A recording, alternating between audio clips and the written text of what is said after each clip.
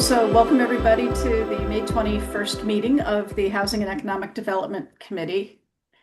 And tonight, I sent the agenda out. Oh, sorry. First, in terms of committee members, we have myself, Molly Keegan, Bill Dwyer, Shardul Palmer, and Crystal Jackson. So a couple of changes to the agenda. Randy Iser had asked to discuss a topic about the ADU requirements and square footage. Randy was not able to be with us this evening. Something came up. So that will likely be something that we will put on another agenda. Don't run into that. Oops. Okay. That is something that he has raised with the planning board, and we are exploring it. Yep. Okay. Okay, so first up then we have the Housing Choice Designation grant eligibility. So there was some outreach from Laura Bandera, not sure how to pronounce her name. She had reached out. There was a very tight deadline for the town to apply for a Housing Choice Designation grant to request eligibility that has to be granted at the state level. And Laura was invited to participate tonight, but unfortunately she had another commitment, so we may wind up putting her on a future agenda. But basically, Laura wanted to make us aware of the fact that if we are qualified and meet the eligibility requirements for the Housing Choice Designation, we would then be eligible for various grant opportunities at the state level. The good thing about this is, moving forward to apply for eligibility doesn't require us to do anything. So we're not committing the town for any specific projects. There's no, demand coming back on the part of the state. It just, again, gives us a leg up so that we can apply for some grant opportunities related to housing down the road if we want to. Then the gist of it is that if you, again, meet certain criteria, then we should be able to get eligibility. And because the eligibility criteria, there's a look back period, Laura already took a look at what the growth has been in the town of Hadley, and what we're doing in terms of affordable housing, and said that in all likelihood, we're going to check most of the boxes without doing anything more than what we already have done. So Shardul, your project, for example, she could see was approved at town meeting and it's in the pipeline. So there's a checkbox there because there's an affordability component. The same with Barry Roberts' project off of Rocky Hill Road, et cetera. So anyway, just wanted to bring that up to the group so that we're aware of it. And again, if we can get her on an agenda so she can talk more fully about the program, I thought that would be something everybody would be interested in. Okay. Okay. We have to take a vote of some sort do we have to meet an eligibility window here? So there was, like I said, a very tight deadline. So we already gave the go-ahead for her to apply. But if we were to actually want to submit something, then in all likelihood, I think the select board's probably going to be the group that has to make some sort of a vote. Yeah. Okay. Well, just to check all the blocks, I'll make a motion to ratify your Molly's action in expressing interest for eligibility in the program. Second. Okay, that sounds good. Motion made by Bill, seconded by Shardul. All those in favor? Dwyer, aye. Shardul, aye. Keegan, aye. So, Crystal, aye. Okay, great. All right, thank you. Tony Maroulis had reached out. He had a family commitment tonight, so he's not able to make it. He was suggesting that maybe we not have the standing update on the agenda just because there isn't a lot going on with the university right now.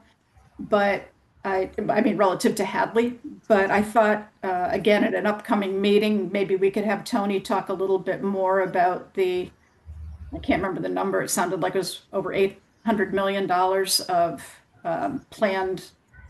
Well, actually, I don't think they're planned at the moment, but the planning is underway to do some refurbishing of the dorms and housing on campus. And I thought it would be interesting to hear what their plans are and see what else might be going on in that regard. So again, not for discussion tonight, but for a future meeting.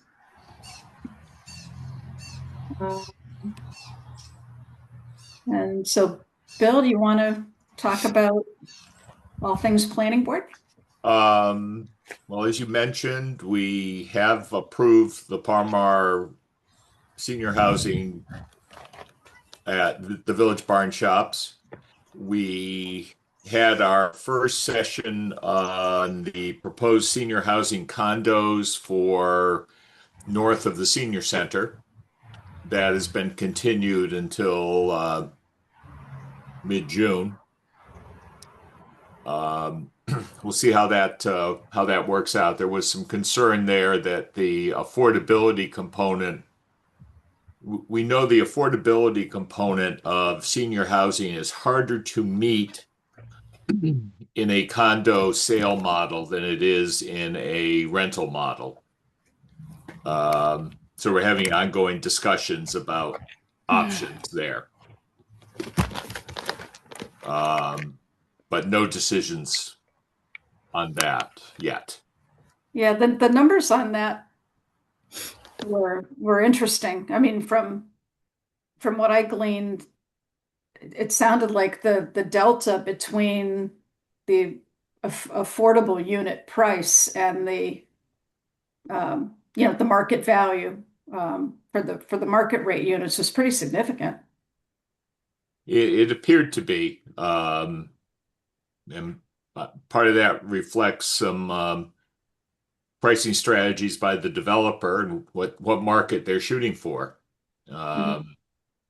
And if they're shooting at a premium market, it is harder to incorporate the affordability. The bylaw does allow for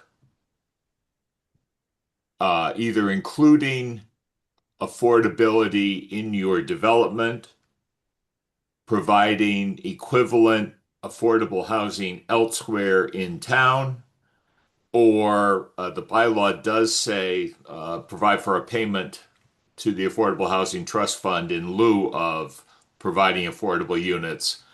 But we have never been able to successfully work out a formula for what that would look like. I have a question, Bill. How long do you think it would take for the housing to be built for 55 and over?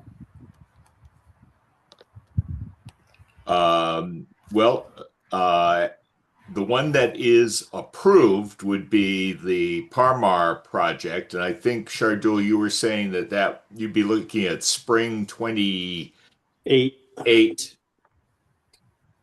Yeah, and those are apartments. And so, and I guess speaking from a developer hat, even what we're doing it's financially, you're talking about receiving 45%, 40% less rent over time.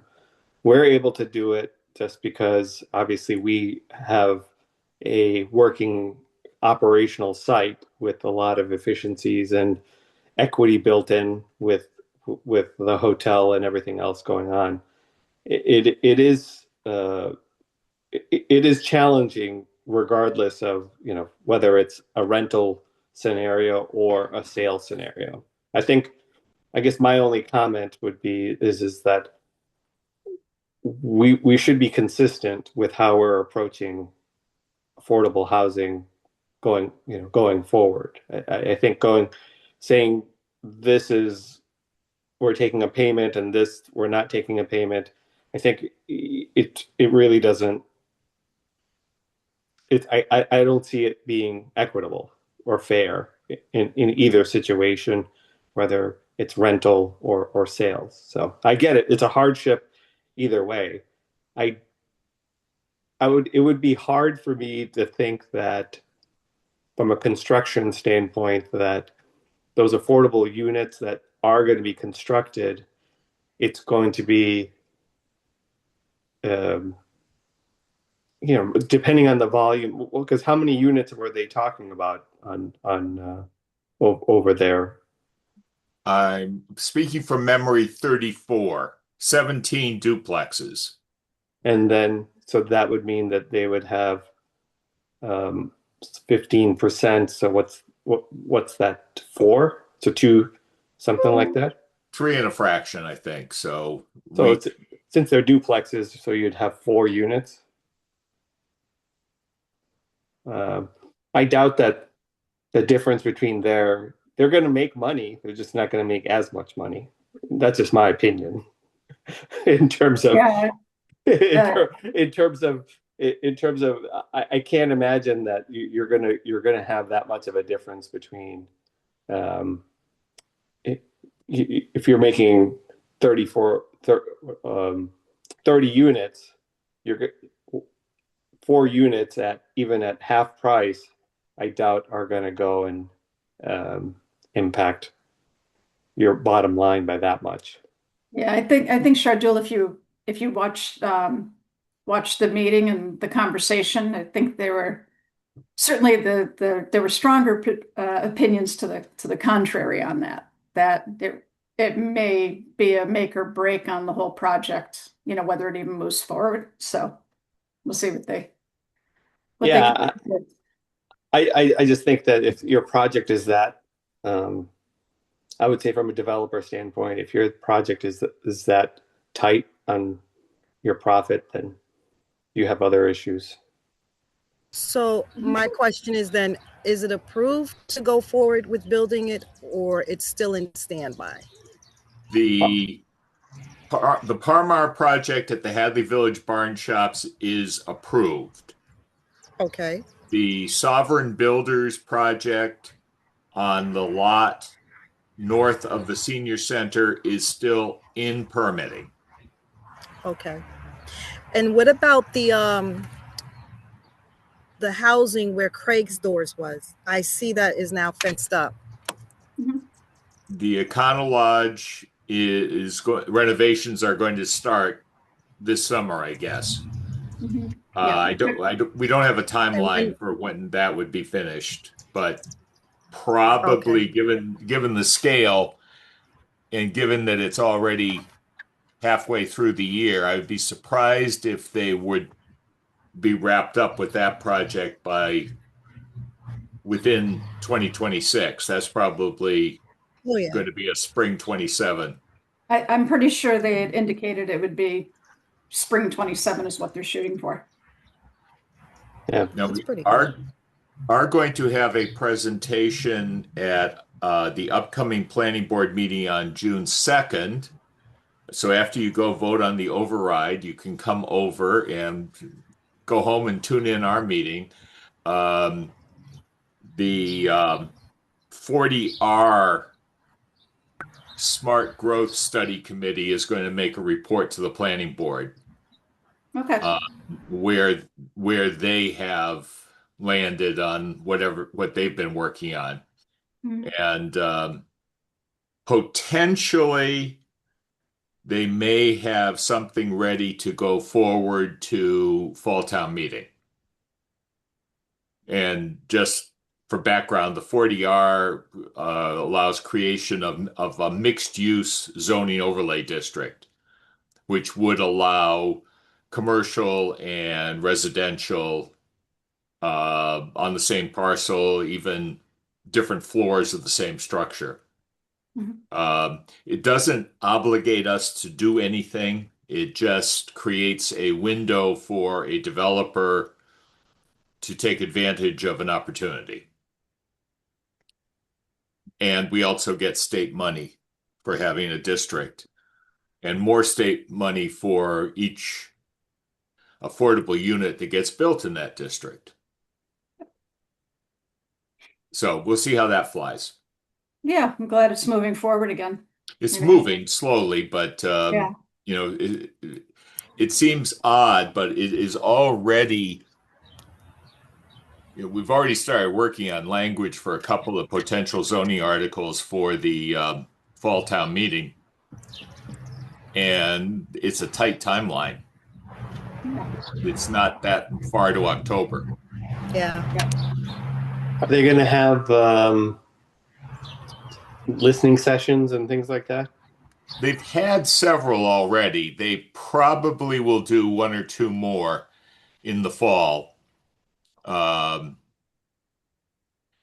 not so sure they'd be as much listening sessions as info sessions. The listening sessions were what PVPC put on in actually, was it last year now? Last year, yeah. With more of an outlet spread out of what 40R is and where would you like to see it. Then the committee took that and worked on it. So there'll be some publicity around it, but I'm not sure what they're going to call it. It's cumbersome to change things at this point. So just want to be don't want to throw away all the hard work, but we'll see. We'll see. If it flies, fine. If it doesn't fly, we'll take a second look at it. Mhm.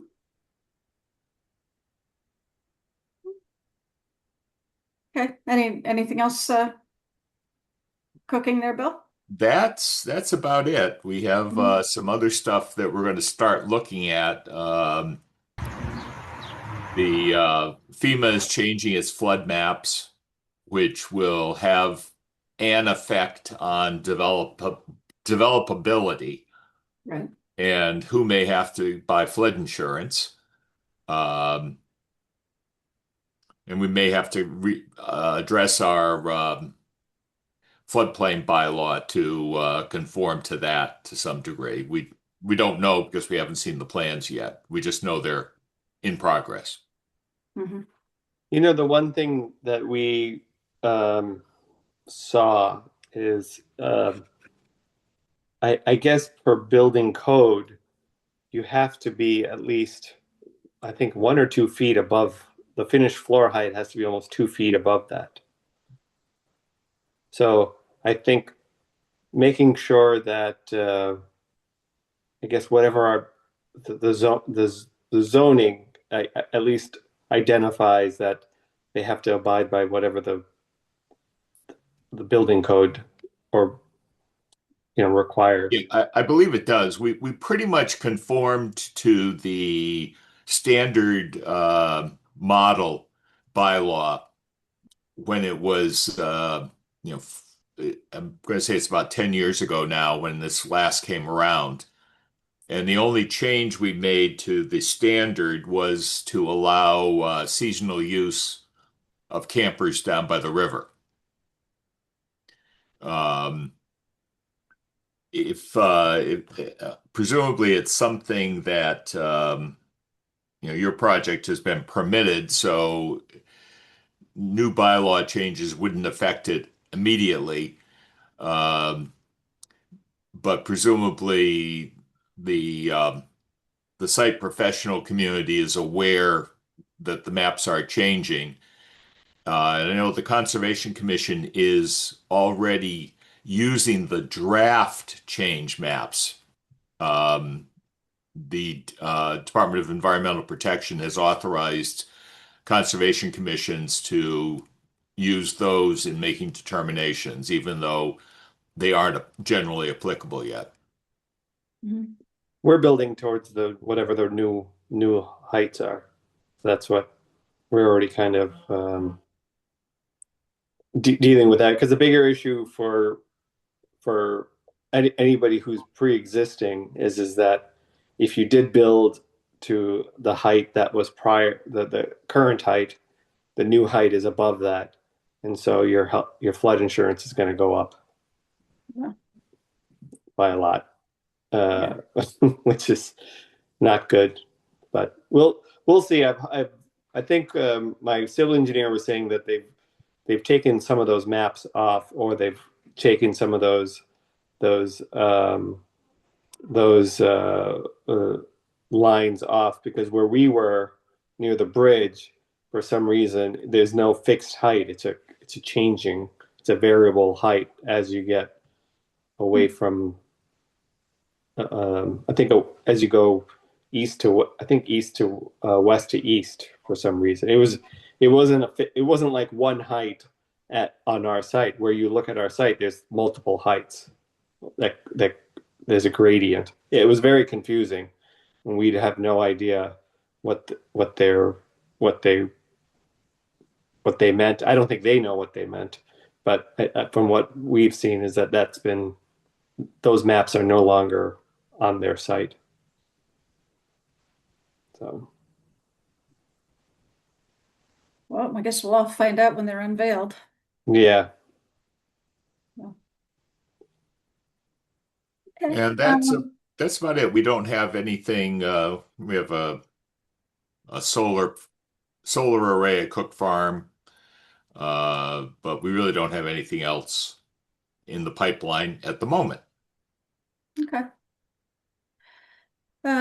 Then the last agenda item, I sent around the minutes from the last meeting, so I don't know if anybody had any comments or wants to make a motion to approve. Sure, I'll make them. Oh, I think Crystal. Yeah, I was on mute. I make a motion. Sorry, guys. I'll No second. Oh, Okay, motion made by Crystal, seconded by Bill. All those in favor? Aye. aye. I'll abstain because I wasn't there.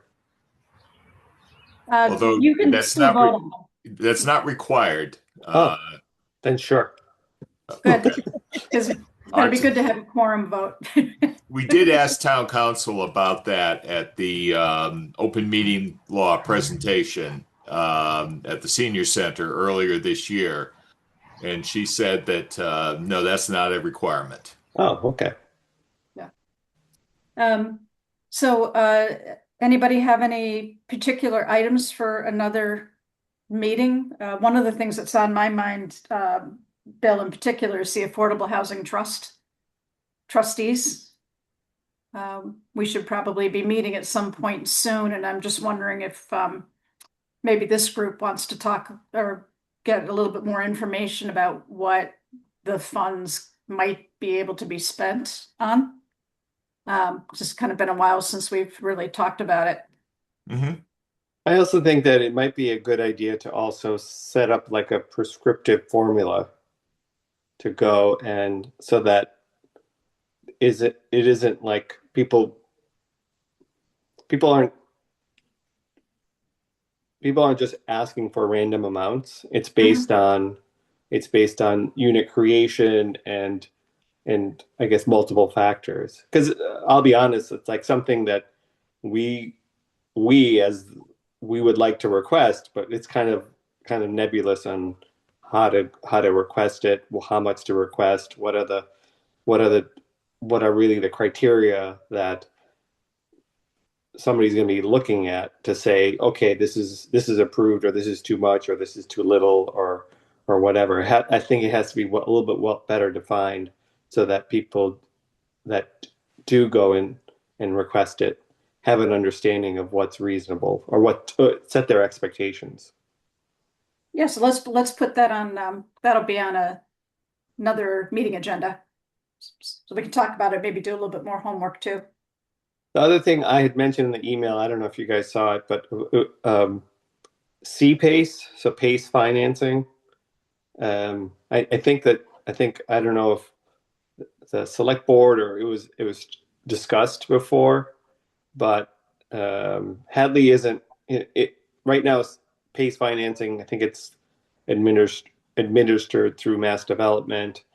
Hadley hasn't opted into the PACE financing because I guess it's a betterment assessment, which I found out that the town collector can charge and collect for that.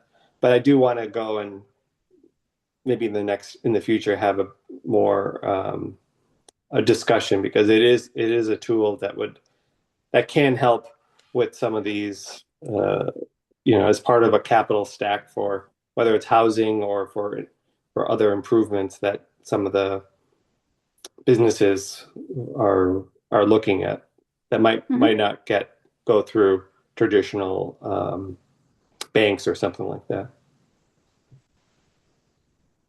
Yep, no, it definitely sounds like something worth talking about. So unless there's anything else, does anybody want to make a motion to adjourn? Motion to adjourn?